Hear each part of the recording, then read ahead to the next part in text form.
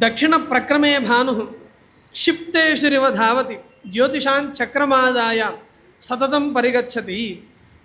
దక్షిణాయన కాలంలో అంటే ఇప్పుడు ఈ దక్షిణాయన కాలంలో సూర్య భగవానుడు దిక్పాలకుల కంటే కూడా పైన సంచారం చేస్తూ ఉంటాడు.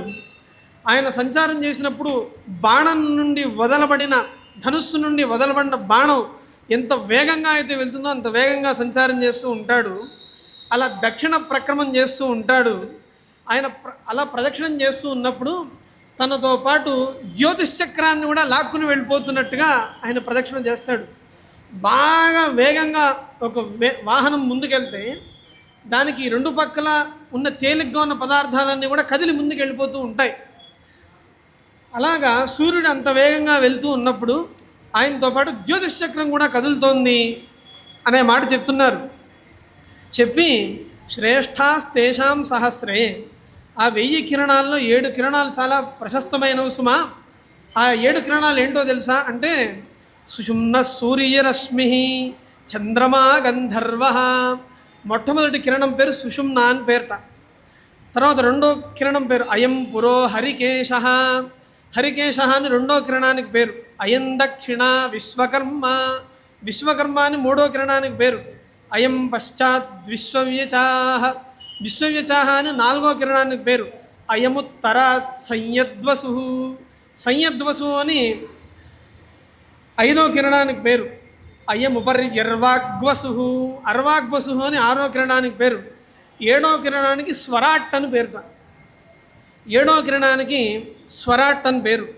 ఇట్లా సూర్య సంబంధితమైన సహస్ర కిరణములలో ముఖ్యమైన ఈ సుషుమ్నాది 7 కిరణములు కూడా ఆయా లోకాల్ని ప్రకాశింపజేస్తూ ఉంటాయి. ఈ 7 కిరణాల యొక్క ప్రధాన కర్తవ్యాన్ని ఇక్కడ చెప్తున్నారు. సుషుమ్న అనే సూర్యరశ్మి క్షీణం శశినమేధయేత్. సుషుమ్న అనే సూర్యరశ్మి తగ్గిపోయి ఉన్న అనగా క్షీణించిపోయిన చంద్రుణ్ణి వృద్ధి పొందేట్లుగా చేస్తుంది సుషుమ్న అనే సూర్యరశ్మి. ఈ సుషుమ్న అనే సూర్యరశ్మి యొక్క గొప్పతనం ఏంటంటే తిర్యగూర్ధ ప్రచారోసవు. అది అడ్డంగానూ అది ప్రకాశిస్తుంది, నిలువుగాను ప్రకాశిస్తుంది ఆ సుషుమ్న అనే సూర్యరశ్మి. ఇక రెండవదైన హరికేశ అని పేరు కలిగిన రెండవ రశ్మి అది నక్షత్రాలన్నింటినీ కూడా అది ప్రకాశింపజేస్తుంది.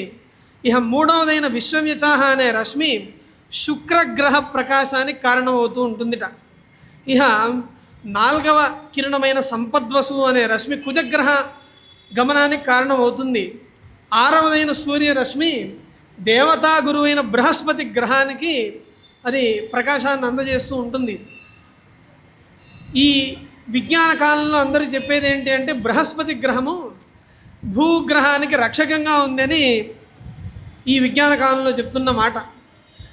ఆ బృహస్పతి గ్రహానికి కాంతిని ఏర్పాటు చేసేది అర్వాగ్వసు అని పేరు కలిగిన కిరణం. ఆ తర్వాత స్వరాట్ అనే ఓ కిరణం శనైశ్వరుణ్ణి ప్రభావితం చేస్తూ ఉంటుంది, శనైశ్వరుణ్ణి వృద్ధి పొందిస్తూ ఉంటుంది ఆ అర్వాగ్వసు, ఆ స్వరాట్ అనే కిరణం. కాబట్టి సూర్యోపాసన కనుక చేసినట్లయితే మిగతా గ్రహాలన్నీ కూడా అనుకూలిస్తాయనే విషయం అప్పయ్య దీక్షితేంద్రుల వారు చెప్తున్నారు. నక్షత్ర గ్రహతారాణం అధిపో విశ్వభావన. నక్షత్రములకి గ్రహములకి వీటికి నాయకుడు సూర్యభగవానుడు. ఆయన ఉపాసన చేసినట్లయితే గ్రహములన్నీ కూడా అనుకూలిస్తాయి. ఇట్లా సోమం సుషుమ్నేన వివర్ధయిత్వా శుక్లేతు పూర్ణే దివసక్రమేణ తం కృష్ణపక్షే విబుధా పిబంతి. సుషుమ్న అనే సూర్యరశ్మి చంద్రుణ్ణి వృద్ధి పొందిస్తుందనే మాట చెప్పుకున్నాం.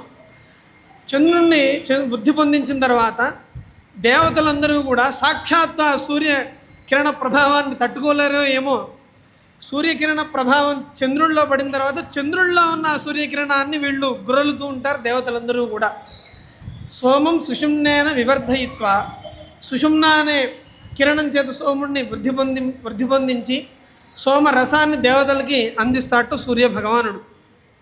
శుక్లపక్షంలో ఆ రసం నిండుకుంటే కృష్ణపక్షంలో వీళ్ళందరూ కూడా తాగుతూ ఉంటారు. వీళ్ళందరూ తాగిన తర్వాత 2 కళలు మాత్రం మిగులుస్తారట దేవతలందరూ. ఆ 2 కళల్ని మిగిలించిన తర్వాత కృష్ణపక్ష క్షయే, కృష్ణపక్షం అయిపోతూ ఉన్న సమయంలో అప్పుడు సూర్యభగవానుడు కిరణముల ద్వారా మిగిలిన 2 కళల్లో ఆ మిగిలిన 2 చంద్రకళల్లో కూడా పితృదేవతలకు సంబంధించిన స్వధ అనే అమృతరసాన్ని నింపుతాడట.